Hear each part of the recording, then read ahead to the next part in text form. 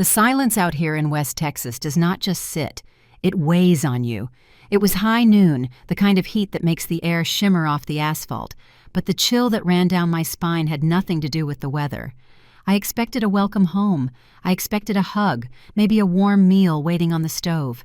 Instead, I walked into a ghost town of my own making, the dust settling on a life I left behind.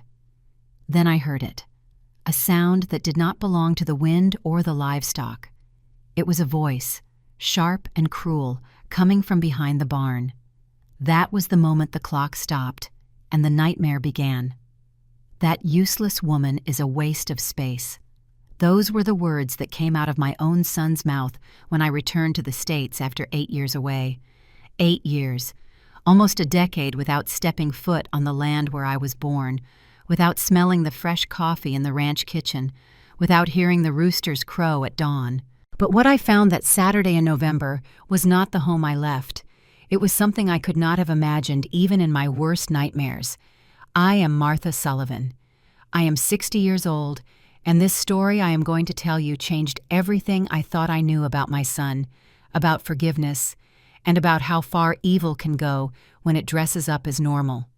When the plane landed at DFW, I felt a knot in my stomach that I had not felt in years. I carried only a small suitcase and an old photograph that I had kept in my purse for decades. In that photo, Travis appears at just 5 years old, smiling with those little teeth, hugging a puppy we had given him for his birthday. That boy with bright eyes and an easy laugh was my son, or at least he was. The car service I took from the airport took almost 4 hours to get to the Sullivan Ranch out in West Texas.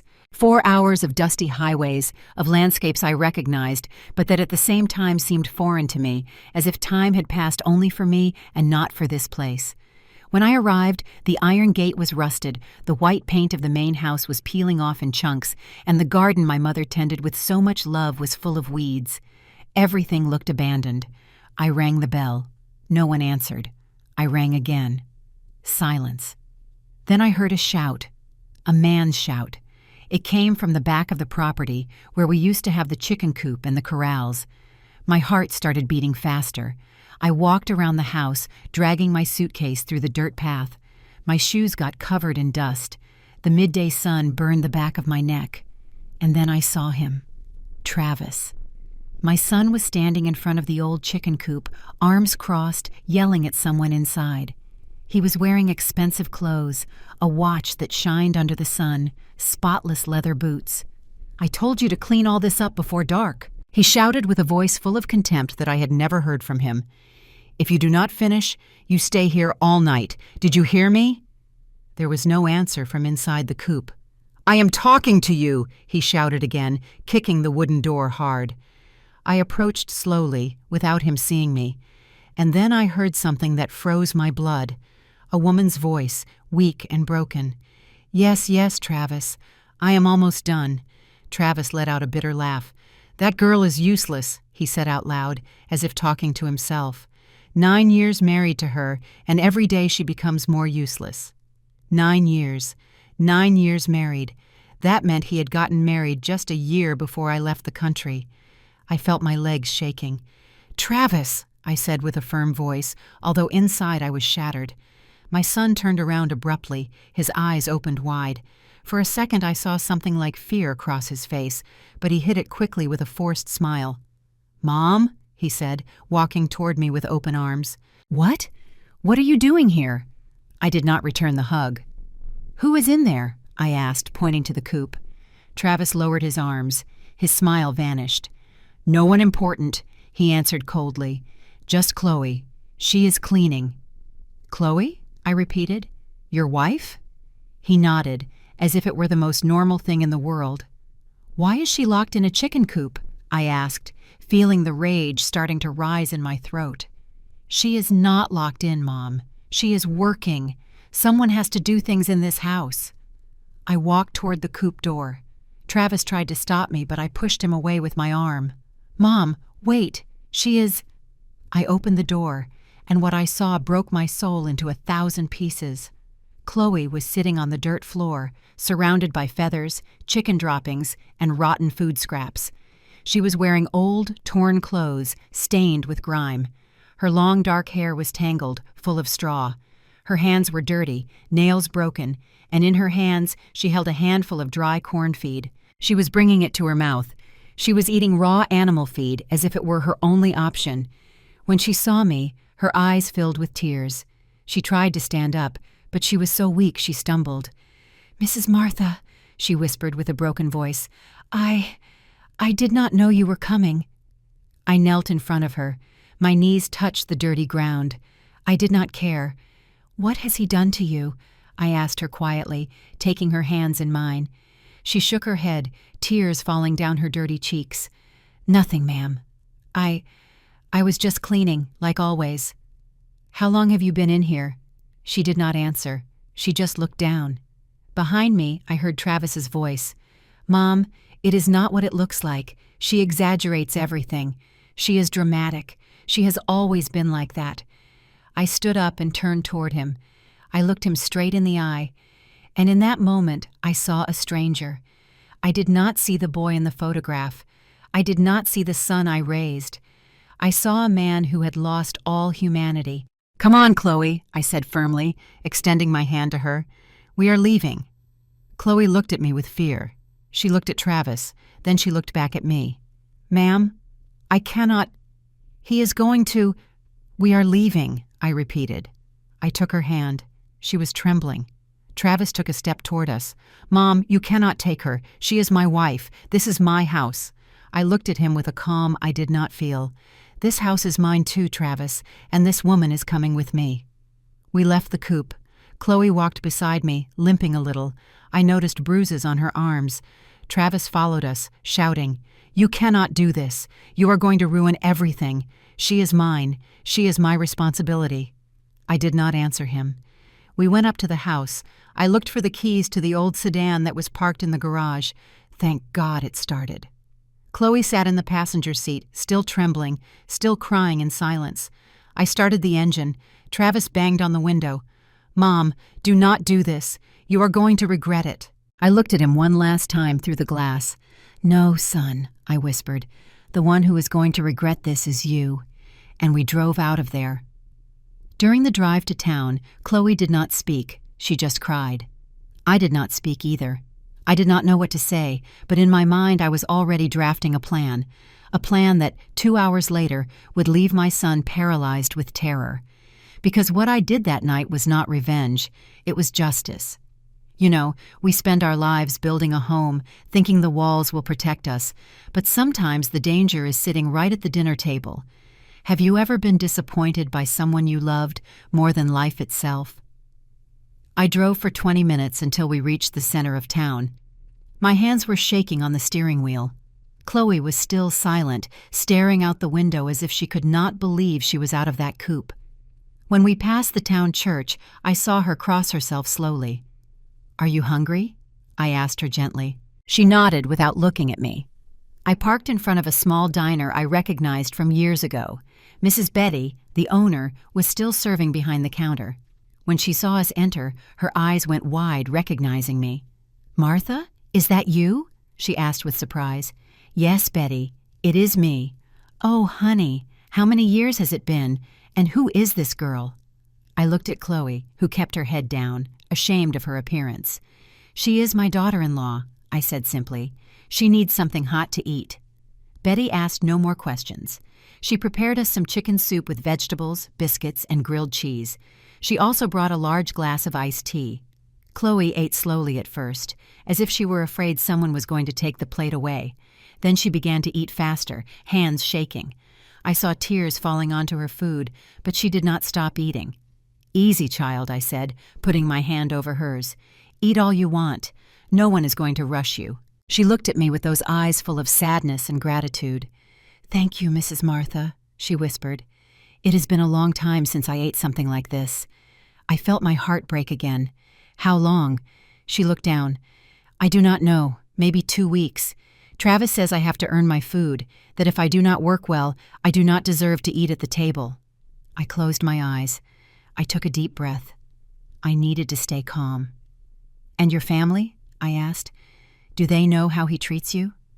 Chloe shook her head. "They live in Detroit. I have not spoken to them in years." Travis, he does not let me use the phone. He says my family fills my head with foolish ideas. When was the last time you spoke to them?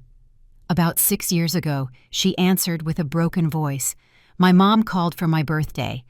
Travis answered and told her I did not want to talk to her, that I was busy. Then he broke my cell phone. He said I did not need it, that he was my only family now. 6 years. 6 years without speaking to her mother. While Chloe finished eating, I took out my cell phone.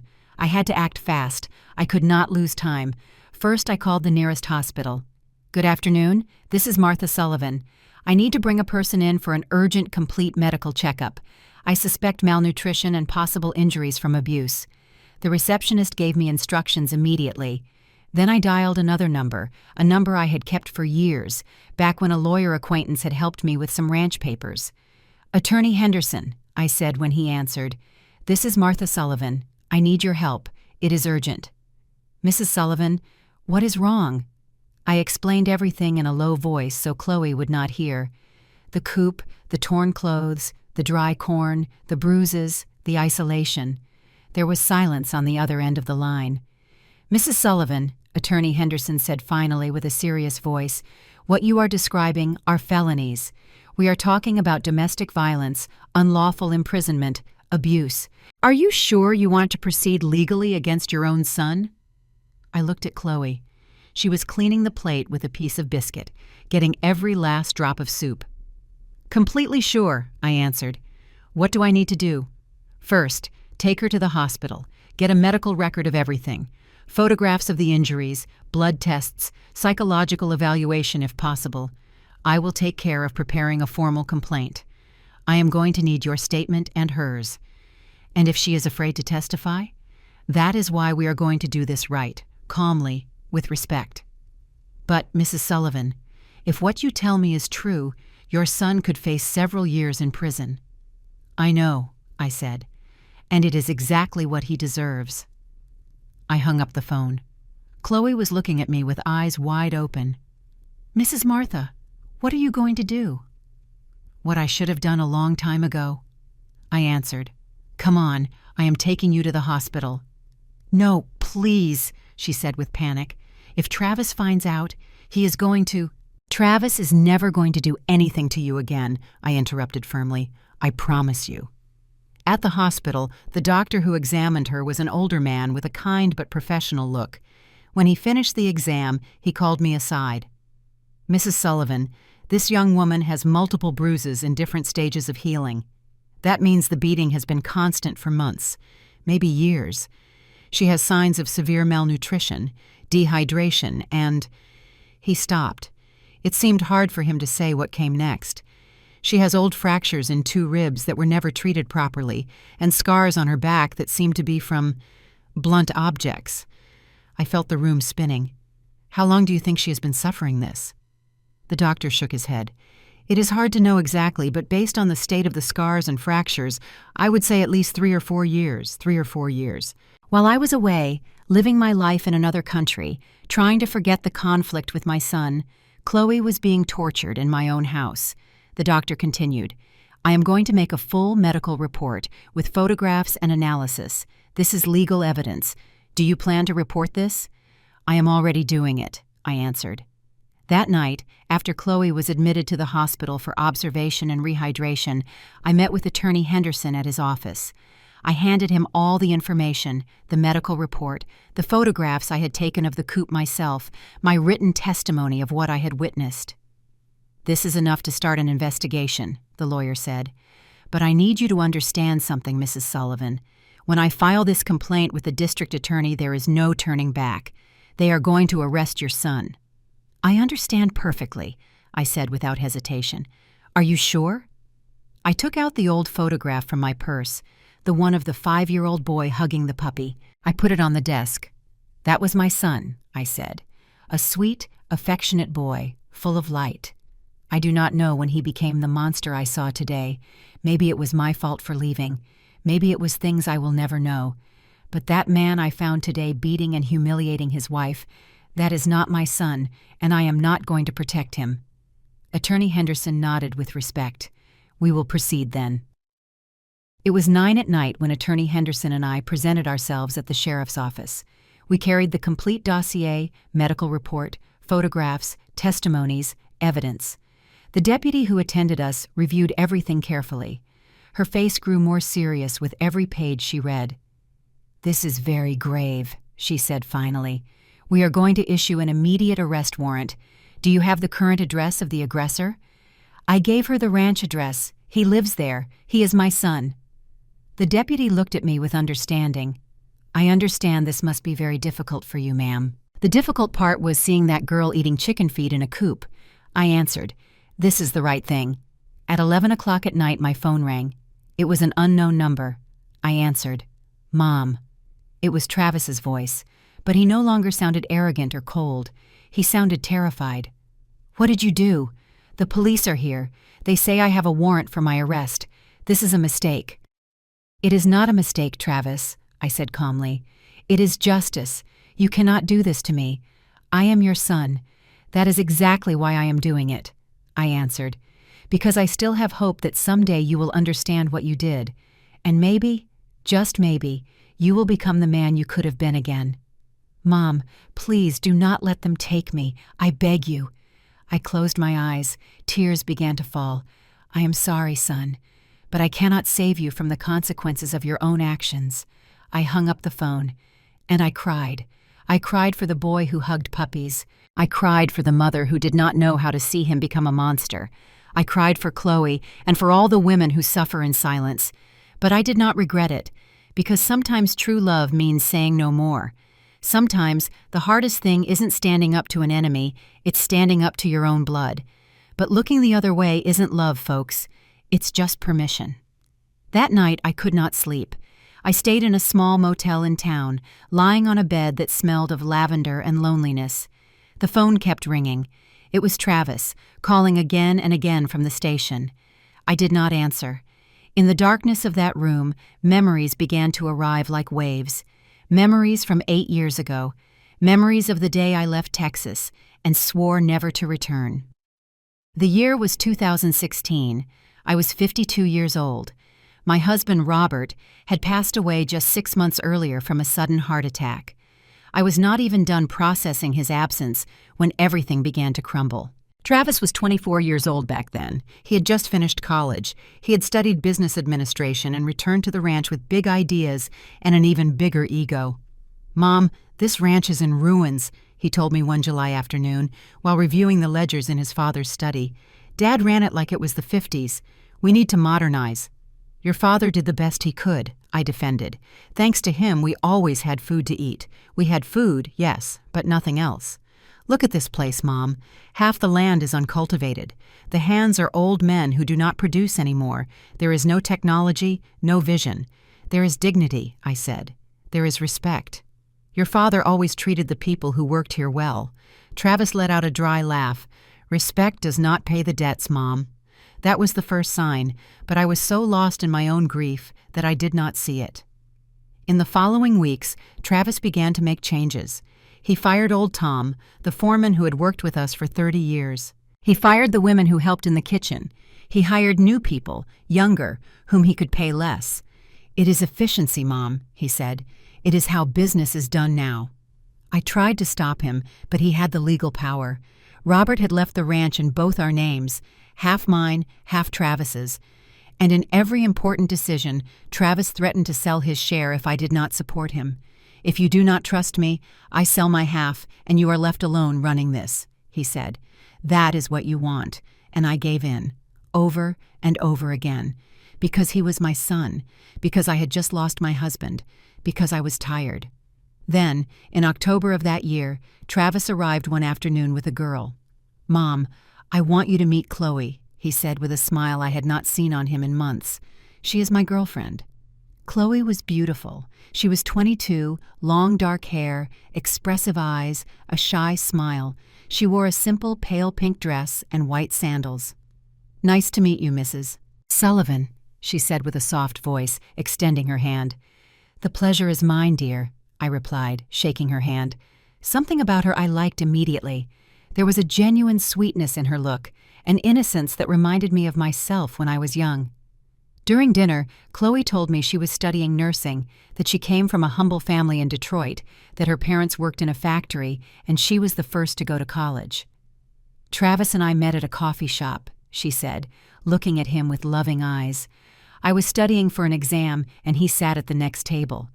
We started talking, and I knew she was the woman of my life. Travis interrupted, holding her hand. I smiled. I wanted to believe it. I wanted to think that my son had found love, that would soften him, that it would make him a better person. How foolish I was. 3 months later, in January of 2017, Travis announced he was going to marry Chloe. It will be a small wedding, he said, just close family and some friends. The wedding was held at the town chapel on a Saturday morning. Chloe looked radiant in a simple white dress. Her parents flew in from Detroit. Stella and Arthur were hard-working, humble people with calloused hands and wide smiles. Chloe's mother, Stella, hugged me after the ceremony. "Thank you for welcoming my daughter into your family," she said with tears in her eyes. "I know Travis will take care of her. You can tell he is a good man." I nodded, smiling. But inside, something made me uncomfortable. I had noticed how Travis spoke to Chloe during the wedding preparations, always with that tone of superiority, as if she were a child who needed constant instructions. "No, Chloe, not that color for the flowers. I told you I prefer white. Chloe, do not invite so many people from your side. This is a wedding, not a block party. Chloe, when they ask you something at the reception, be brief. Do not tell your whole life story." And she accepted everything with that submissive smile, with that voice that said, "Yes, my love," to everything. I should have seen the signs. I should have said something, but I did not. The first months after the wedding were strange. Chloe and Travis moved into the ranch, to one of the rooms in the east wing. I continued living in the main house, in my usual room. At first, Chloe tried to help in the kitchen, in the garden, with everything. She was hardworking, kind, always with a smile. But Travis began to change. I noticed it in small things, in how he spoke to her when he thought I was not around. "Did you clean the room yet? And why did it take so long? It is not that hard to wipe a cloth. Chloe, the food is salty. Did you not taste it before serving? No, you are not going to visit your parents this weekend. We have things to do here." And Chloe was becoming smaller, quieter. The light in her eyes was fading. I tried to talk to her one day while we were making coffee in the kitchen. "Chloe, honey, are you okay?" She looked at me surprised. "Yes, Mrs. Sullivan. Why do you ask? You seem different, quieter." "It is just that I am tired," she said quickly. "You know, adjusting to married life. If you ever need to talk, everything is fine, dear. Really." But it was not fine, and I knew it. Everything exploded one night in June of 2017. I went down to the kitchen past 11 because I could not sleep. I needed a chamomile tea. When I got to the kitchen, I heard voices in the backyard. It was Travis and Chloe. They were arguing. I approached the window and saw them. Travis had Chloe by the arm, squeezing hard. She was trying to break free. "Let me go, Travis. You are hurting me. I will let you go when you tell me the truth. Why did you call your mom in secret?" "Because she is my mom. I have the right to talk to her, not when I tell you no. In this house, things are done as I say." I went out immediately. "Travis, let her go right now." My son turned around. He looked at me with fury. "This is not your problem, Mom. It is when you are hurting your wife in my own house," I said with a firm voice, approaching them. Travis let her go. Chloe rubbed her arm, crying. "Go inside, Chloe," I told her gently. "Go to your room." She obeyed, almost running toward the house. I stayed alone with Travis. "What is happening to you?" I asked him. "Is this how you are going to treat your wife?" "She needs to learn to obey me," he said coldly. "She is my wife. I support her. I decide. She is not your property, Travis. She is a person. You do not understand, Mom. You come from another generation. Things have changed." "Yes, they have changed," I said. "They are supposed to have changed for the better, not for men to treat their wives like slaves." Travis let out a bitter laugh. "Do you know what your problem is, Mom? That you have always been weak. Dad dominated you, and you accepted it. That is why this ranch is the way it is. That is why we never progressed. I felt as if I had been slapped. Your father never mistreated me. I said with a trembling voice. Never. Not physically, said Travis. But he kept you there, quiet, obedient, without a voice or vote. And look what you got. Nothing. I got to raise you, I said, although now I wonder if I did it right. That night I did not sleep. The next day I asked Chloe to accompany me to town. I needed to talk to her alone. In a small cafe over 2 cups of hot chocolate, I asked her directly, Chloe, has Travis hit you? She shook her head quickly. No, ma'am, never. Has he hurt you in any other way? She looked down. It is just that he has a strong character. But he loves me. I know he loves me. Love does not shout, I said. Love does not squeeze arms until leaving marks. Love does not isolate you from your family. Tears began to fall down her cheeks. I do not know what to do, Mrs. Sullivan. My parents are so proud that I married well. I cannot disappoint them. They want you to be happy, not to suffer. But Travis says he is going to change, that he is just stressed about the ranch, that things are going to get better. I took her hands in mine. Honey, men who say they are going to change rarely do. And when they do, it is because they decided to, not because you stayed waiting. She sobbed. I have nowhere to go. There is always somewhere to go, I said. Always. But Chloe was afraid, and I did not insist more. That was my first mistake. The following weeks were tense. Travis and I barely spoke. Chloe moved through the house like a ghost, thinner every day, more faded every day. I tried to talk to my son several more times, all ended in arguments, until one day, in mid-July of 2017, Travis gave me an ultimatum. Mom, either you trust me and let me run this ranch as it should be, or I sell my part and you are left alone. You cannot sell it, I said. It is your inheritance. I can do whatever I want. It is my legal right. I was tired, devastated. I had just lost my husband barely a year ago. My son had become a stranger. My daughter-in-law was suffering and I did not know how to help her. So I made a decision. Sell me your part if you want, I said. I am leaving. Travis seemed surprised. What? I am leaving here.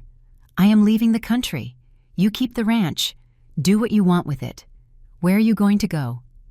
I have a cousin in London, I said. She has invited me many times. I think it is time to accept. And so it was. In August of 2017, I packed 2 suitcases, sold my half of the ranch to Travis for a low price, and left. I did not say goodbye to Chloe. I did not have the courage. I just left a note under her door that said, if you ever need help, find me. I will always be here for you. But she never looked for me, and I never returned. Until now. Until 8 years later, in November of 2024, life brought me back to find her locked in a chicken coop, eating dry feed. And I understood that my escape had not been freedom. It had been cowardice. I still wonder if I did the right thing leaving that day. And you? What would you have done in my place? The next morning, I returned to the hospital. Chloe was awake, sitting on the bed in a clean hospital gown. They had washed her hair. Without the grime and dust, I could see how young she still was. 31 years old, a whole life ahead. But her eyes looked like someone much older. Good morning, Mrs. Martha, she said with a weak voice. Good morning, dear, I answered, sitting in the chair next to her bed. How do you feel? Better, she said. The doctors say I have to stay a few more days to recover strength. That is good, I said. You need to rest. There was a long silence. Chloe looked at her hands on the white sheets. Mrs. Martha, is it true that Travis is in jail? I nodded. Yes. For how long? I do not know yet. It depends on the judge. But the charges are serious, Chloe. Domestic violence, abuse, unlawful imprisonment. She began to cry in silence. I never wanted things to go this far, she whispered. I just wanted him to love me. I took her hand. Tell me what happened, I said gently. Tell me how we got here. And Chloe began to speak. At first, everything was beautiful, she said, drying her tears. When we got married, Travis was attentive, affectionate. He brought me flowers. He told me I was the most beautiful woman in the world. When did he change? I said so slowly that I did not realize until it was too late. She told me that the first months after the wedding were good. Travis was busy with the ranch, but he always came home with some little thing for her, a chocolate, a magazine, little things. But after you left, she continued, everything changed. What happened? Travis got very angry when you left. He said you had abandoned him, that now he had to take care of everything alone. And he began to take it out on me. I asked her how. Chloe took a deep breath before continuing. First it was the comments, little criticisms. Chloe, this food is not right. Chloe, the house is dirty. Chloe, why do you dress like that? I tried to do everything better, but it was never enough. And then he started with the phone. One day, in September of 2017, he asked me to give him my cell phone. He said he needed to check it because we were spending too much on the data plan. I gave it to him. I had nothing to hide. Chloe told me that Travis checked every message, every call, every photo. He found messages from my mom asking me how I was, and he got angry. He said my family filled my head with ideas, that I did not need to talk to them so often. Did he give you back the phone? Yes, but with a condition. I could only use it when he was present, and I had to give him all my passwords. I felt a knot in my stomach. And you accepted? She nodded, ashamed. I thought it was temporary, that he was just stressed about the ranch, that soon he would go back to being the man I fell in love with. But he did not go back. By the end of 2017, Travis controlled every aspect of Chloe's life. He told me what time to get up, what clothes to wear, what to cook. She explained. If something was not how he wanted, he shouted, and I just wanted to avoid the fights. Did he hit you during that time? Not yet, she said. The blows came later. She told me that in January of 2018, a year after their wedding, her mother called from Detroit. Chloe answered without thinking. Travis was out in the fields. I talked to my mom for 10 minutes, said Chloe.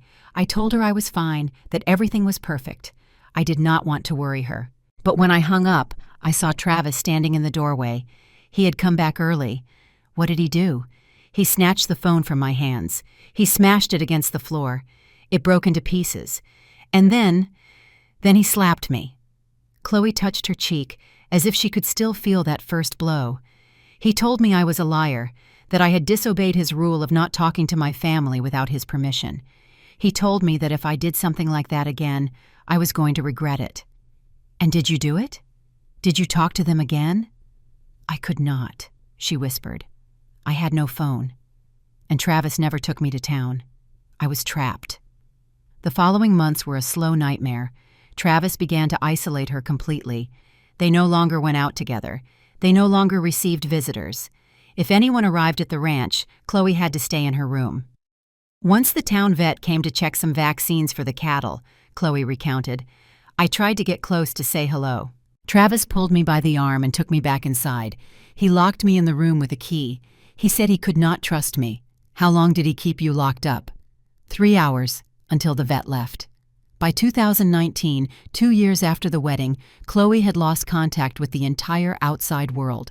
Her parents stopped calling the house phone because Travis always answered saying she was busy. My mom sent me a letter on my birthday, said Chloe with a broken voice. Travis intercepted it, read it in front of me, and then burned it in the fireplace.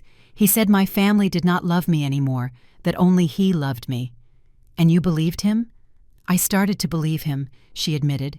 When you are so alone, so tired, you start to doubt everything, even yourself. The beatings became more frequent.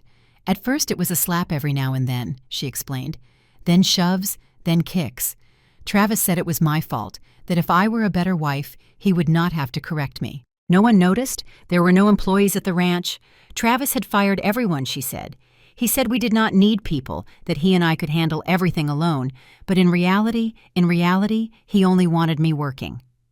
By 2020, Chloe worked from dawn until night. I woke up at 5 in the morning, she said. I had to make breakfast, clean the whole house, wash clothes by hand because Travis said the washer wasted too much water, tend the coop, feed the animals, cook lunch, clean again, make dinner. And what did Travis do? He supervised, she said bitterly. He sat with his coffee and his newspaper and shouted at me if something was not perfect. Sometimes he did not even work in the fields, he just watched me suffer. And the food? What did you eat? Leftovers, she said. Travis ate first. What was left was for me. If I complained, he punished me, leaving me without eating for days. That is why I was so thin. That is why I ate dry feed in the coop, because I was hungry, a hunger that had lasted years. The chicken coop started as punishment, Chloe explained. The first time was in 2021. I broke a plate by accident. Travis got furious, dragged me to the coop, and locked me in there all night. All night? Yes. Without food, without water, just me and the chickens. It was cold. I was shaking so much I thought I was going to die there, but I survived, and after that night the coop became his habitual prison. Every time Travis considered I had done something wrong, he locked me in there, she said, sometimes for hours, sometimes for whole days. At first I cried, screamed, begged, but he never came, so I stopped screaming. And how did you survive in there? I drank water from the chicken trough, she whispered, ashamed, and ate the grains of corn I threw to them. It was the only thing I had. I felt tears starting to fall down my cheeks. Chloe, I am so sorry. It is not your fault, Mrs. Martha. Yes, it is, I said. I left you here. I left you with him. I saw the signs, and I left anyway. She shook her head. You did not know it would go that far. I did not know either. Why did you never try to escape? I asked. I tried, she said. Once, in 2022, I managed to get out of the ranch while Travis slept. I walked for hours until I reached the main road. A truck stopped. The driver offered to take me to town. And what happened? Travis caught up to me, she said with a trembling voice. He came in his pickup. He forced me down from the truck. He told the driver I had mental problems, that I was confused, that he was my husband and would take me home. And the driver did not do anything? He believed Travis. She said, everyone always believes him. Travis knows how to speak well. He knows how to convince people. What did he do when he took you back? Chloe did not answer immediately. Her hands were shaking. He locked me in the coop for a whole week without food, with very little water. He told me if I tried to escape again, he would kill me. And I believed him. After that, Chloe stopped trying. She resigned herself. She turned off. She became a shadow. The last 2 years were the worst, she said. Travis almost did not let me enter the house. I slept in the coop most nights. He gave me a piece of bread every 2 days. He treated me worse than the animals. And no one asked for you? There was no one left to ask, she whispered. My family thought I had abandoned them. The neighbors thought I had left. Travis told everyone I had gone back to Detroit with my parents. No one knew I was still there. No one was looking for me. Until I arrived. Until I opened that coop door and found her eating dry corn, dressed in rags, turned into a ghost of the woman she once was. When I saw you, said Chloe with tears falling, I thought I was dreaming. I thought I had finally gone crazy and was hallucinating. I could not believe someone had come for me. I took her hands in mine. I am here now, I said, and you are never going to be alone again, I promise you. She leaned on my shoulder and cried. She cried for the 8 years lost. She cried for the woman she could have been. She cried for all the pain she kept in silence. And I cried with her, because I understood that my son had not only stolen her freedom, he had stolen her life. You know, regret is a heavy stone to carry. It sits in your gut and doesn't leave room for much else. But action is the only hammer that can crack it. 3 days after the complaint, Attorney Henderson called me on my cell. Mrs. Sullivan, I need you to come to my office. There are developments on the case. I arrived at his office that same afternoon. Chloe was still in the hospital, recovering slowly. The doctor said she would need at least 2 more weeks of care before being able to leave. Attorney Henderson received me with a serious gesture. Sit down, please, he said, pointing to a chair in front of his desk. I sat down, heart beating fast. What happened? The district attorney has accepted all charges, he explained. Aggravated family violence, unlawful imprisonment, and torture. They are serious felonies, Mrs. Sullivan. Your son could face between 15 and 20 years in prison. I felt the air escape my lungs. 15 to 20 years. My son. My only son. And him? I asked with a weak voice. Has he said anything? The lawyer nodded. He has asked to speak with you several times. He keeps calling from the jail. He insists it is all a misunderstanding. It is not a misunderstanding, I said firmly. I saw what he did to Chloe. I know, said the lawyer. And the evidence is compelling. The medical report, the photographs, your testimony. But I need to warn you something, Mrs. Sullivan. What is it? Travis hired a defense attorney, a good lawyer, and they are going to try to discredit everything. They are going to say Chloe exaggerates, that you have resentments against your son, that the injuries could be from something else. Can they do that? They can try, he said. That is why we need Chloe to testify formally. Her testimony is crucial. Without her, the case weakens. Has she agreed to testify? The lawyer shook his head. I have not spoken to her yet. I wanted to consult it with you first. Testifying is going to be very difficult for her. She is going to have to relive all the trauma in front of a judge, in front of lawyers who are going to question her, in front of her own abuser. Will Travis be present? Yes, he has the right to be at the hearing. I closed my eyes. I imagined Chloe, still weak, still scared, having to face Travis again. I will talk to her, I said, but I'm not going to pressure her. If she cannot do it, I will understand. That night I returned to the hospital. Chloe was sitting by the window looking out. She had gained a little weight. Her face no longer looked so gaunt, but her eyes were still sad. Hello, Chloe, I said softly. She turned and smiled at me. Mrs. Martha, it is good you came. I sat beside her. I need to talk to you about something important, I said. The lawyer told me they need your testimony. They need you to declare formally against Travis. I saw her face turn pale. Do I have to see him? Yes, I said honestly. He will be at the hearing, but he will not be able to get close to you. There will be guards. You will be protected. Chloe began to tremble. I cannot, Mrs. Martha. I cannot look him in the eye again. I am very afraid. I know, honey, and no one is going to force you. But I want you to understand something. If you do not testify, Travis could go free. He could return to the ranch. He could hurt you again.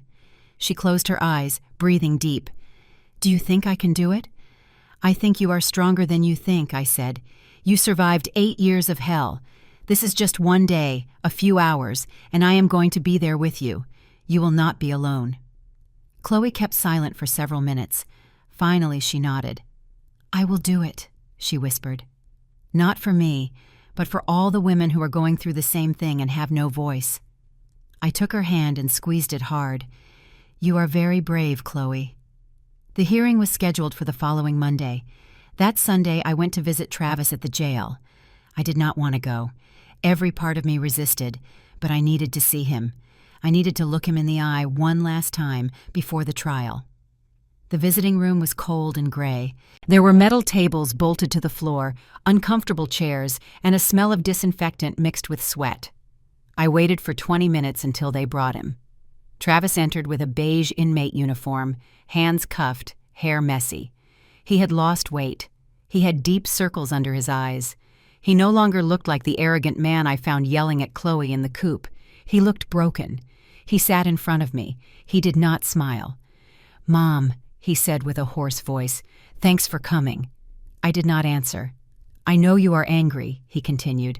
I know you think I am a monster, but I need you to understand. Things are not how they seem. Oh no? I said coldly. Then explain to me, Travis. Explain to me how your wife was locked in a chicken coop, eating dry feed with bruises all over her body. She exaggerates, he said quickly. She has always been dramatic. Yes, sometimes we argued. Yes, sometimes I lost patience. But I never tortured her, Mom. Never. Then the medical report lies? The fractures in her ribs are imaginary?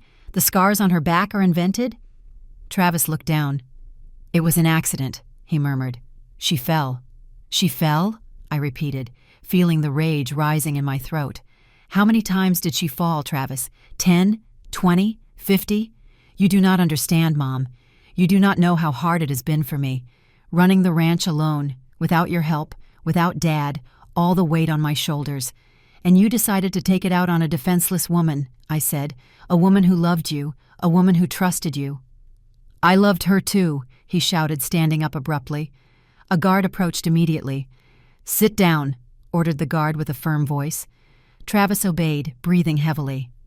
I loved her, Mom, he repeated in a low voice, but she made me so angry. She always did everything wrong. She always disappointed me." "No, son," I said, standing up. "The one who disappoints is you, me, your father, yourself. Mom, please, ask Chloe to drop the charges. Talk to her. Tell her it was a misunderstanding, that I am going to change. I swear, I am going to change." "I do not believe you anymore, Travis," I said, "and she should not believe you either. Then what? Are you going to let me rot here?" "You are going to pay for what you did," I answered, "like any other person. You are not special. You are not above the law. I am your son." "I do not know who you are anymore," I said, walking toward the door. "The son I raised would not have been capable of doing what you did." "Mom, wait!" I did not turn around. I left that room and did not look back. Monday arrived too fast. Chloe and I arrived at the courthouse early in the morning. She wore simple clothes I had bought her, black trousers, a white blouse, comfortable shoes. She had her hair in a simple braid, no makeup, no jewelry. She looked young, vulnerable, scared. "Are you ready?" I asked her while we waited outside the room. She shook her head. "No, but I'm going to do it anyway. Attorney Henderson found us in the hall." "The judge is ready," he said. "Chloe, you will enter first to testify. Mrs. Sullivan, you will enter later as a witness. Can I accompany her?" I asked. "Only until she enters the room. Then you will have to wait outside until your turn." We walked toward the door of the room. Before entering, Chloe stopped. "Mrs. Martha, if I cannot finish, if I freeze—" "You are not going to freeze," I said firmly. "You are stronger than him. You always have been." She took a deep breath and nodded. She opened the door and entered. I stayed outside, sitting on a wooden bench, praying in silence, praying that justice, for once, would be on the right side. An hour later, the door opened. Chloe came out. Her eyes were red from crying so much, but she walked with her head held high. "How did it go?" I asked, standing up. "I said it all," she answered with a trembling but firm voice. "I told the judge everything he did to me. Everything. And when Travis tried to interrupt, when he tried to say I was lying, the judge silenced him, told him to have respect, to listen." "And what did he do?" "He cried," said Chloe. "For the first time in 8 years I saw him cry, but I do not know if he was crying from regret or fear." "Maybe both," I said. Attorney Henderson came out after her. "Mrs. Sullivan, it is your turn." I entered the room. The judge was a woman of about 50, with a serious but fair look. Travis was sitting at a table with his defense lawyer. When he saw me enter, he tried to hold my gaze, but I did not look away. I testified for 40 minutes. I told them everything I saw that Saturday in November: the Coop, the rock horn, the shouts, the bruises, the torn clothes. I told them about the conflict 8 years ago, about how I left, about my guilt, and I told them about the decision I made. I will not protect my son from his own actions. When I finished, the judge thanked me. "Mrs. Sullivan," she said, "there are not many mothers with the courage to do what you did. The law thanks you for your honesty." I left the room with my legs shaking. Chloe was waiting for me outside. She hugged me tight. "We did it," she whispered. "We did it." 2 weeks later, the judge gave her verdict. Travis was found guilty of all charges: aggravated family violence, unlawful imprisonment, and torture. The sentence, 18 years in prison, 18 years.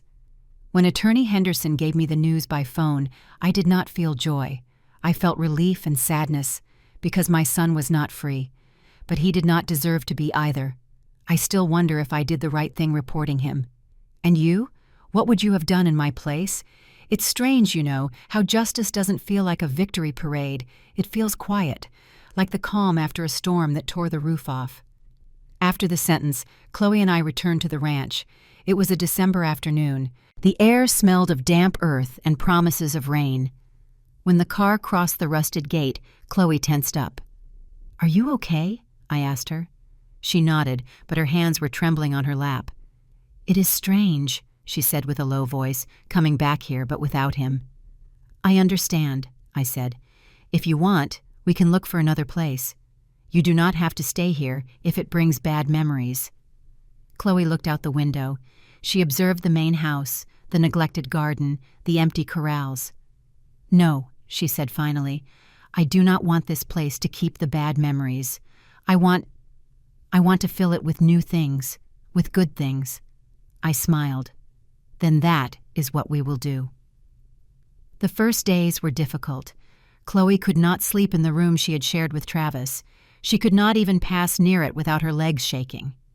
So we prepared one of the rooms in the north wing, far from everything that reminded her of him. We painted it light green.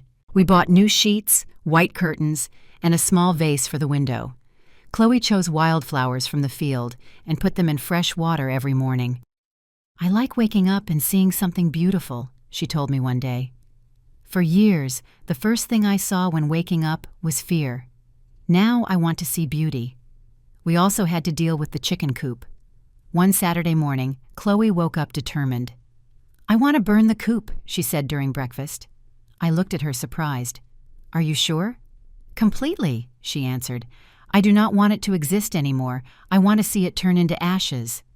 So that afternoon, with the help of Mr. Stevens, a neighbor who offered to help us, we dismantled the old coop.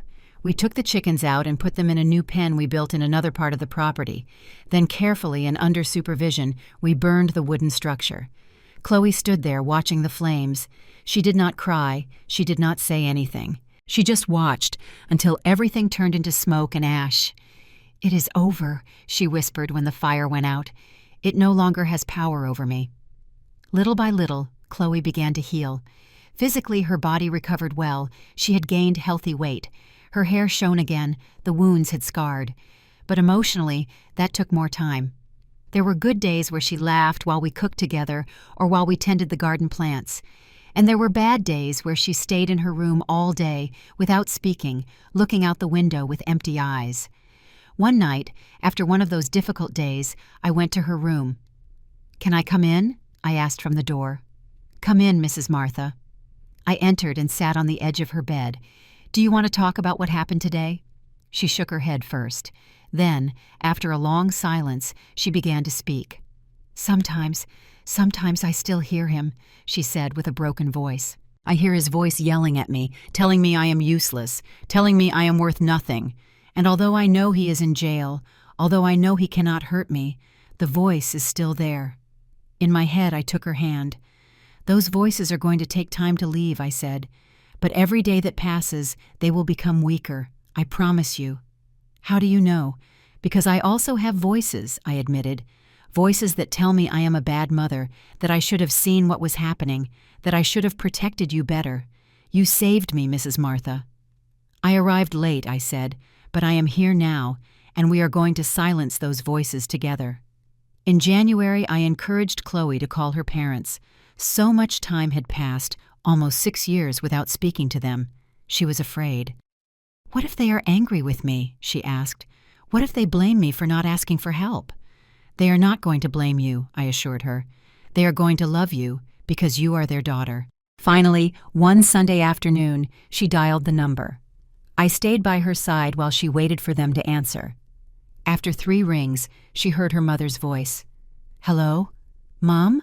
said Chloe with a trembling voice. "It is me. It is Chloe." There was a silence, then a scream. "Chloe! My God! Chloe, is it you? Is it really you?" "Yes, Mom, it is me." And then both began to cry. They talked for 2 hours. Chloe told her everything. Her mother cried, screamed with rage, cried again, and finally said what Chloe needed to hear. "I love you, daughter. I never stopped loving you, and I am coming to see you. Your dad and I are coming as soon as we can." 2 weeks later, Chloe's parents arrived at the ranch. Stella was a small woman with gray hair and eyes full of pain. Arthur was a quiet man with big hands and an even bigger heart. When they saw Chloe, they ran toward her and hugged her as if they wanted to merge into a single being. "Forgive me, Mom," sobbed Chloe. "Forgive me for not calling, for not asking for help." "You have nothing to forgive, my child," answered Stella. "Nothing. The important thing is that you are alive, that you are here." They stayed with us for a week. That week was healing. Stella and I cooked together. Arthur helped with the ranch repairs. And Chloe was being a daughter again, a loved daughter, a valued daughter. The day they left, Chloe cried, but they were different tears. "They are tears of gratitude," she told me, "not of pain." In February, Chloe decided she wanted to study again. She had left college when she married Travis. She lacked only 2 semesters to finish her nursing degree. "I want to finish what I started," she told me one morning. "I want to be a nurse. I want to help other people who are suffering." "Then we will do it," I said. "We will find a way." We contacted the university. We explained the situation. Some professors were understanding, others not so much.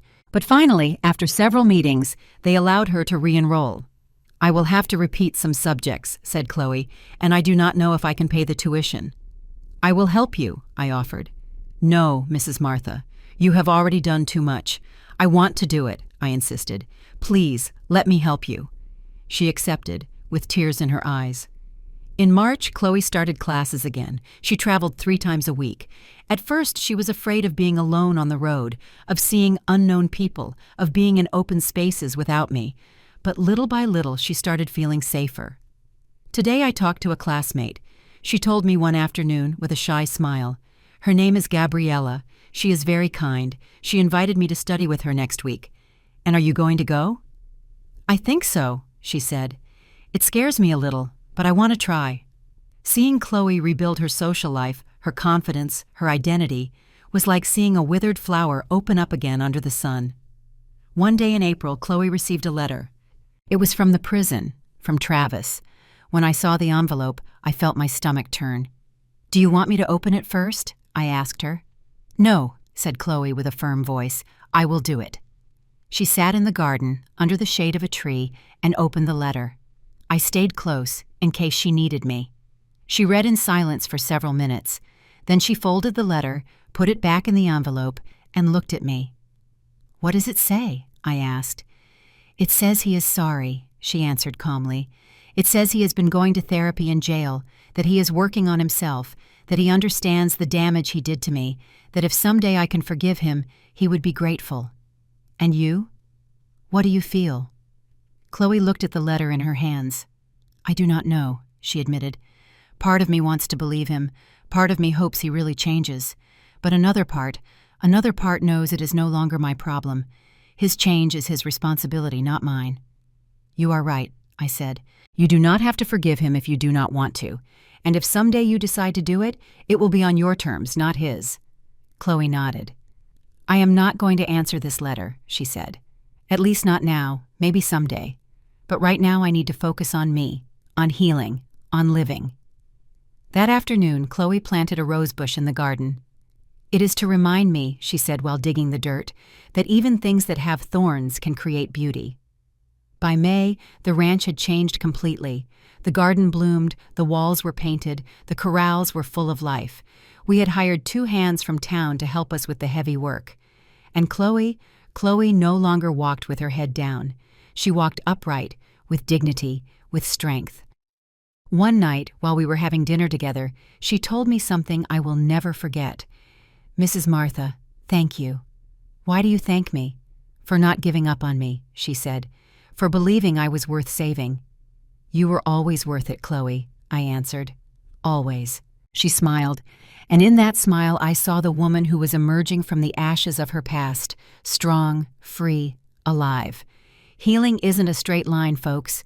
It's a jagged path up a mountain. Some days you climb, some days you slide back, but you keep looking up because the view from the top, it's worth every scrape. While Chloe healed, I carried my own weight, a silent weight I carried with me every day, every night, in every breath. The weight of maternal guilt. It was June when I finally collapsed. Chloe had gone to her classes. I stayed alone at the ranch, cleaning the kitchen after breakfast. Suddenly, for no apparent reason, I began to cry. I cried like I had not cried in years. I cried for my son, for the sweet boy who hugged puppies and who was now in a prison cell. I cried for Chloe, for the 8 years she lost, the 8 years I could not protect her. I cried for Robert, my husband, who died without knowing what our son would become. And I cried for me, for the woman who fled when she should have stayed, for the mother who failed. I sat on the kitchen floor, with my back against the wall, and cried until I had no tears left.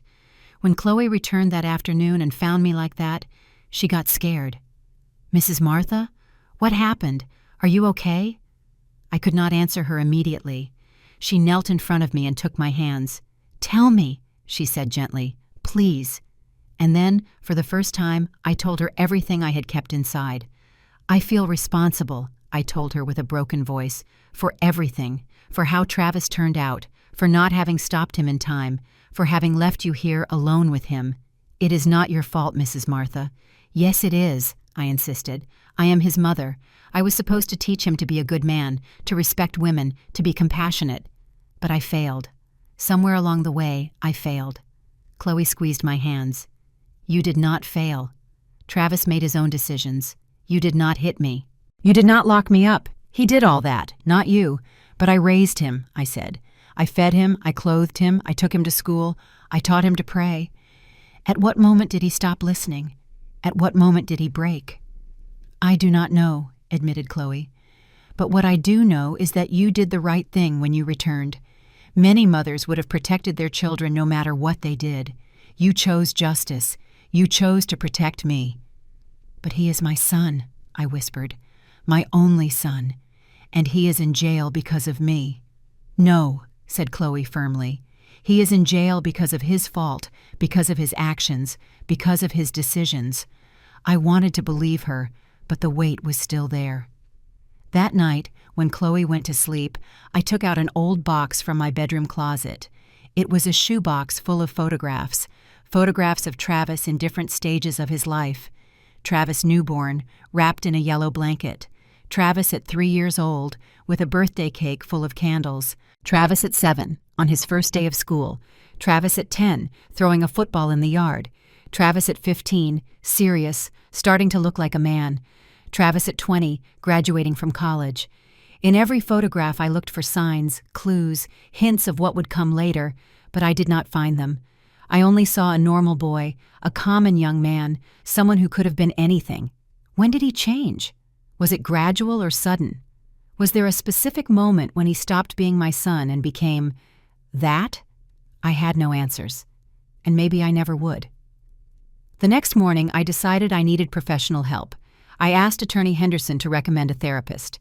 "It is important you take care of your mental health, Mrs. Sullivan," he told me. "What you lived is traumatic, not only for Chloe, but also for you." He gave me the name of a psychologist in town, Dr. Mendez. My first session was a Thursday afternoon. Dr. Mendez was a woman of about 45, with a calm voice and understanding look. "Tell me why you are here," she said after introducing ourselves, and I told her everything. I told her about Travis, about Chloe, about the Coop, about the complaint, about the sentence, and I told her about the guilt that was eating me alive. Dr. Mendez listened without interrupting. When I finished, she nodded slowly. "Martha, what you feel is completely normal," she said. "It is what we call maternal guilt.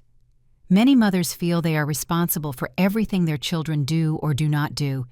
But the truth is that children, when they grow up, make their own decisions. You did not control Travis's actions. He chose them." "But I raised him," I repeated. "I should have seen something. Maybe yes, maybe no. But even if you had seen signs, there is no guarantee you could have stopped him. Abusers are experts at hiding what they do, and your son had 8 years to perfect his cruelty while you were not there." "That is why I feel worse," I admitted. "Because I left, because I escaped when I should have stayed." "And if you had stayed?" asked the doctor. "Do you think things would have been different?" I thought about it honestly. "I do not know," I said. "Maybe Travis would have waited until I left another way. Maybe he would have been more careful. Or maybe I would have become his victim too." The doctor nodded. "Exactly. We cannot know what would have happened. The only thing we know is what did happen. And when you found out, when you saw what was happening, you acted, you saved Chloe and confronted your own son. That requires immense courage." "I do not feel brave," I whispered. "I feel broken." "It is okay to feel broken," said the doctor. "The important thing is that you do not stay broken forever." During the following weeks, I kept going to therapy. Every session was like peeling an onion, layer after layer of pain, of guilt, of unanswered questions. Dr. Mendez helped me understand some things. That I had not created a monster. That Travis had made conscious decisions. That leaving the country had not been cowardice, but emotional survival. That saving Chloe did not erase my guilt, but it did demonstrate my character, and that forgiving myself was going to take time, a lot of time. Self-forgiveness is the hardest of all, the doctor told me in a session, but it is the most important. One afternoon in July, I received a call. It was from the prison. Travis wanted to see me. I had rejected his calls for months. I had ignored his letters. But this time, something in me felt I should go, maybe to close a cycle, maybe to have the answers I needed, or maybe simply to look him in the eye one last time. I told Chloe I was going to visit him. "Do you want me to accompany you?" she asked. "No," I answered. "This is something I need to do alone." The following Saturday, I drove to the prison. The visiting room was more crowded than the last time. There were mothers with small children, young wives, sisters, all waiting to see their loved ones. I wondered how many of them carried the same guilt as me. When they brought Travis, I almost did not recognize him. He had lost more weight. His hair had gray strands I had not noticed before. He had a small scar over his left eyebrow. He sat in front of me. He did not smile. "Thanks for coming, Mom." I nodded in silence. "I know I do not deserve your time," he said. "I know I do not deserve your forgiveness, but I needed to see you." "What for?" I asked. "To tell you that you were right." I looked at him surprised. "Right about what?" "About everything," he said with a trembling voice. "About reporting me, about not protecting me, about choosing Chloe over me. You were right." I did not know what to say. "I have been in therapy here," he continued. "Mandatory therapy for abusers. And I have had to face everything I did, everything I was. And Mom, I do not know how I became that person." "I do not know either," I admitted. "Sometimes I wonder if I was always broken," he said, "if something inside me was always wrong, or if it was the stress, the pressure, the loneliness after Dad died and you left. Do not blame me for your decisions, Travis. I am not blaming you," he said quickly. "I swear. Just trying to understand." There was a long silence. "Have you really changed?" I asked. "I do not know, Mom. Honestly, I do not know. Some days I feel I understand how terrible I was. Other days I get angry. I get angry with you for reporting me. I get angry with Chloe for testifying. I get angry with myself for being so weak." At least he was honest. "What do you want from me, Travis?" I asked directly. "Why did you call me?"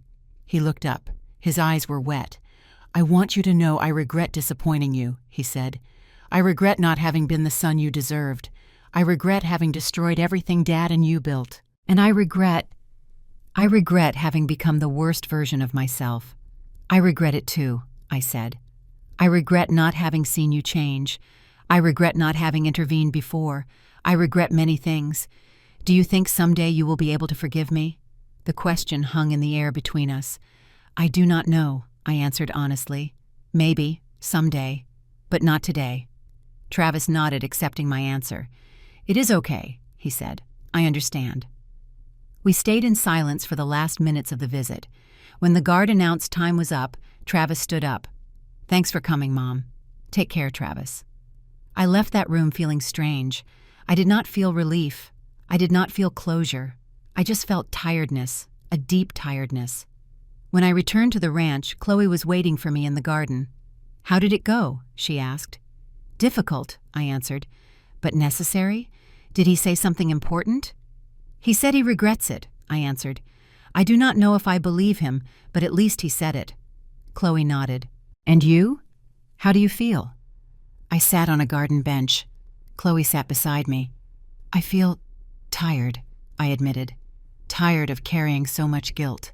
Tired of wondering what I could have done differently." "Then maybe it is time to let go," said Chloe gently. "Let go of the guilt. Let go of the past. Let go of everything we cannot change." I looked at the garden we had rebuilt together, the flowers, the trees, the life that grew where before there was only pain. "You are right," I said. "It is time to let go." And in that moment, for the first time in months, I felt that maybe, just maybe, I could also heal. I still wonder if someday I will be able to forgive myself completely. And you? What would you have done in my place? August arrived with soft rains and clean skies. Chloe finished her semester with excellent grades. She was one step away from graduating as a nurse. They offered me an internship at the town hospital. She told me one morning during breakfast, "I start in September."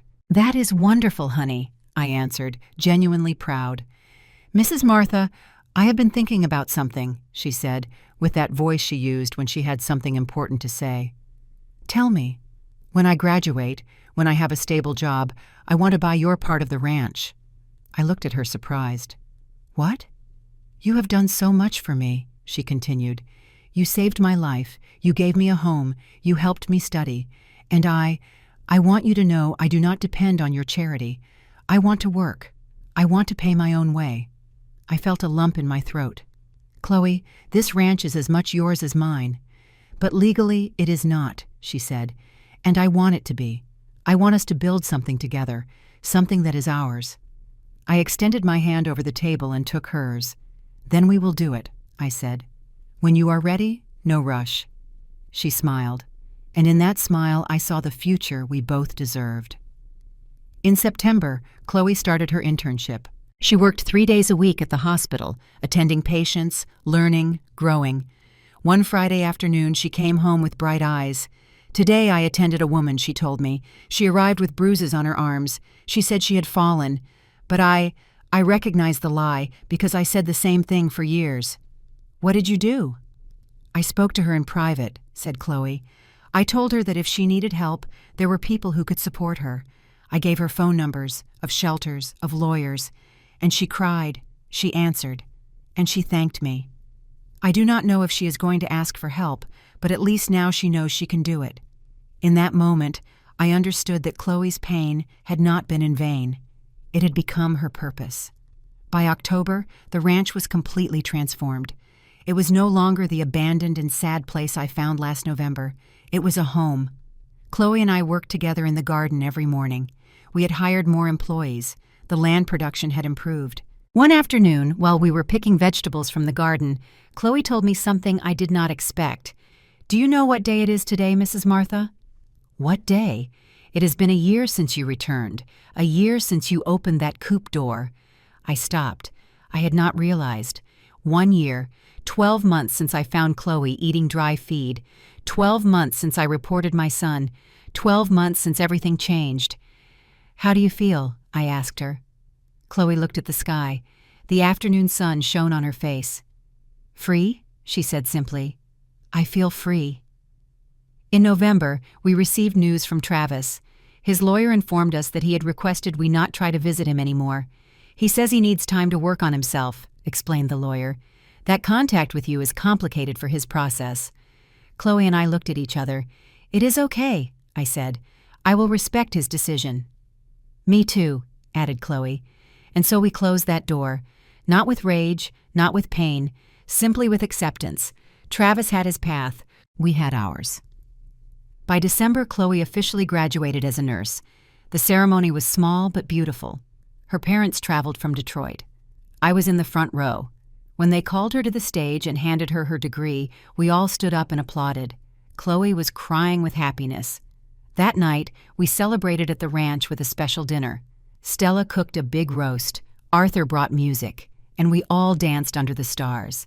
"I toast to Chloe," I said, raising my glass, "for her strength, for her courage, for turning her pain into purpose." "And I toast to you, Mrs. Martha," answered Chloe, "for not giving up, for choosing justice, for being the mother I never had." We hugged tight, and I knew that despite everything, we had won. Not against Travis, against fear, against silence, against resignation. We had won our freedom, and that was the only thing that mattered. You don't need to win a war to find peace. Sometimes you just need to put down the sword and tend the garden. Several months passed without knowing anything about Travis, until in March, I received a call from Attorney Henderson. "Mrs. Sullivan, I need to inform you something about your son." My heart accelerated. What happened? Travis was transferred to the medical area of the prison. He had an incident. What type of incident? A fight with other inmates. Apparently word got out about why he was there. Some prisoners do not tolerate abusers of women. They beat him. I felt a chill. Is he okay? Physically, he will recover. But, Mrs. Sullivan, he is in isolation for his own safety. And according to the prison psychologist's reports, he is not well emotionally. What do you mean? He is depressed, isolated, alone. He says now he understands what it is to be locked up without being able to leave, what constant fear is. I kept silent.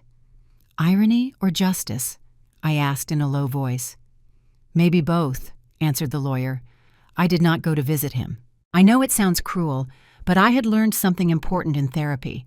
It was not my responsibility to rescue Travis from the consequences of his acts. He had chosen his path. Now he had to walk it. I told Chloe about the call. How do you feel? She asked me. I do not know, I admitted. Part of me feels pity. He is my son. But another part feels that life is doing what I could not do for years, teaching him what it feels like, said Chloe. I nodded. Did he ever call me crazy? Continued Chloe with a calm voice. He told me no one would believe me, that I was an exaggerator, dramatic, that I deserved everything he did to me. And now he is alone in a cell, afraid, with no one to visit him. And I am here, free, with a job, with a future. Life always collects its debts, Mrs. Martha. She was right. In May, I received a letter from Travis. It was shorter than the previous ones, more honest, too. Mom, now I understand what I did to Chloe. In here, locked up, unable to leave, afraid every day, now I understand. I do not ask for forgiveness because I know I do not deserve it. I just want you to know that finally I understand, and I am ashamed. T. I showed the letter to Chloe. Do you think he is sincere? She asked. I think pain is making him sincere, I answered. Sometimes people only learn when they feel in their own flesh what they made others feel. It is sad it had to go this far to understand it. Yes, I said, very sad. I folded the letter and put it in a drawer. I did not answer it. Maybe someday I would, but not that day. In June, Attorney Henderson called me again. Mrs. Sullivan, Travis has requested to participate in a restorative justice program inside the prison. What is that? It is a program where abusers work on understanding the damage they caused. They write apology letters to their victims. They do community work inside the prison. It is voluntary. And Travis signed up. Why are you telling me? Because part of the program includes the possibility that victims read those letters or, if they wish, participate in mediated sessions. Chloe would have to agree. I told Chloe. Her answer was immediate. No, she said firmly. I do not want to read his letters. I do not want to see him. I do not want to participate in anything that has to do with him. Are you sure? Completely, she answered. My healing does not depend on him apologizing. My peace does not depend on him. I already gave him too many years of my life. I am not going to give him even one more minute. I informed the lawyer of Chloe's decision. It is her right, he said, and it is a wise decision. By July, the news arriving from the prison was clear. Travis was facing the natural consequences of his acts. The other prisoners avoided him. The guards watched him with suspicion. His lawyer told me he had lost weight again, that he slept badly, that he had constant nightmares. He wakes up screaming, the lawyer told me. He says he dreams he is locked in small places, unable to leave, like a coop, like the prison he himself created for Chloe. Life has a memory, I told the lawyer, and it charges with the same coin. One August afternoon, Chloe and I were in the garden when she asked me, Mrs. Martha, do you think Travis will someday come out being a better person? I do not know, I answered honestly. That depends on him, on whether he really learns or just suffers. Suffering does not always teach. Sometimes it just hardens people more. And if he learns? If he learns for real, I said, maybe when he gets out of prison, he can do something good with what is left of his life. But that will be his decision, not mine, and definitely not yours. Chloe nodded. I am glad it is no longer my problem, she said. For years, everything he felt was my problem, his anger, his frustration, his violence. But not anymore. Now it is his problem. And you are free to live your life? Exactly, she said, smiling. Free. The following months confirmed something I had suspected from the beginning. You do not need to seek revenge when you let life do its work. Travis was paying for every blow, for every insult, for every day he locked Chloe up. Not with my hand, not with my hatred, but with the natural consequences of his own decisions. Loneliness, fear, isolation, late regret, that was justice. Not the loud justice of movies, but the silent justice of life, the one that always arrives, sooner or later. I still wonder if someday Travis will find true peace, but I know that is no longer my burden. And you? What would you have done in my place? Today is December again. Almost 2 years have passed since I opened that Coop door. Almost 2 years since I saw Chloe eating dry feed. Almost 2 years since my life changed forever.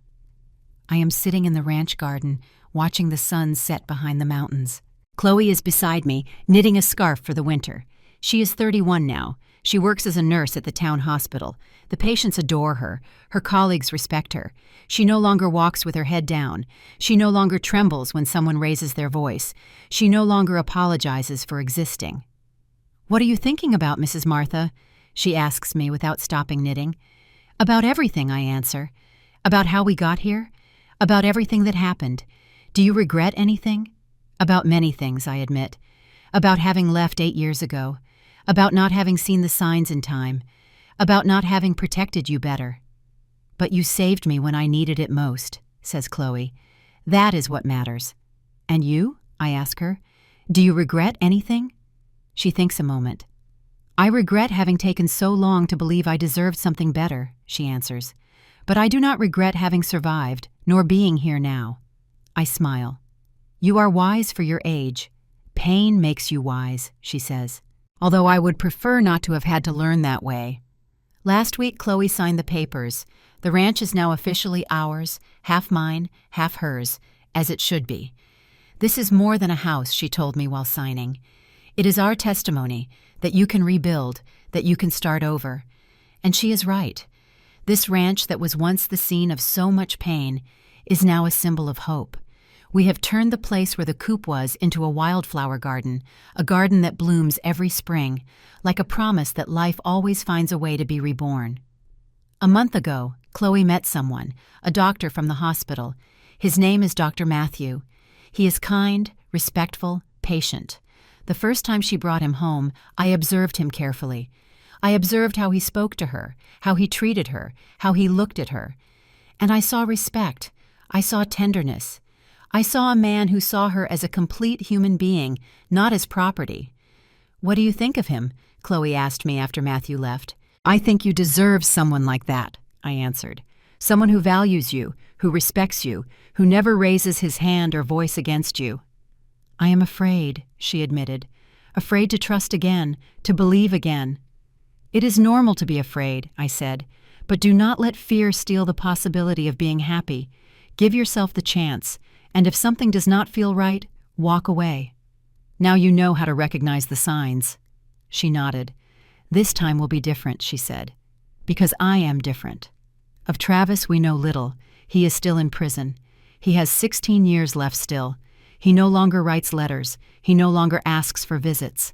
His lawyer says he is in constant therapy, that he works in the prison library, that he stays out of trouble. He says someday he wants to ask for forgiveness in person, the lawyer told me, but he knows he has to earn it, and that maybe he never will achieve it. I do not know if someday I will forgive him. Maybe yes, maybe no. But I have learned that forgiveness is not something I owe him. It is something I owe myself, to let go, to heal, to be able to close that chapter for real. When I am ready, if someday I am. What I do know is this: I did the right thing. It was not easy. It was not without pain. It was not without guilt. But it was the right thing. Because a mother who truly loves her son does not protect him from consequences. She lets him face them so he can grow, so he can change, or at least so he does not do more harm. And a woman who truly values herself does not allow fear to paralyze her. She stands up, rebuilds herself, and helps others do the same. Chloe now gives talks at the hospital, talks about domestic violence, about warning signs, about how to ask for help. The first time I heard her speak in front of a group of women, I cried. I cried of pride, because the woman I had found eating dry feed in a chicken coop was now standing, with a firm voice, telling other women, "You are not alone, it is not your fault, and yes, there is a way out." That is true justice, not only locking up the aggressor, but freeing the victim, giving her a voice, giving her power, giving her a future. The sun has hidden completely, the stars begin to appear in the dark sky. Chloe puts away her knitting and stands up. "I am going to make dinner," she says. "What would you like to eat?" "Whatever you want, honey." She enters the house, whistling a song, and I stay here a moment more, thinking, remembering, grateful, because despite all the pain, despite all the darkness, we found the light. Closing this chapter isn't about forgetting, it's about remembering without the sting. We can't change the chapters already written, but we sure as hell can write the next one ourselves. This story, while dressed up in names and places that might not be real, carries a truth that sits heavy in too many homes. It's a reminder that dignity isn't given, it's kept, that love doesn't leave bruises, and that sometimes the most powerful thing you can do is draw a line in the sand and say, "No further. Walk in peace and hold your head high."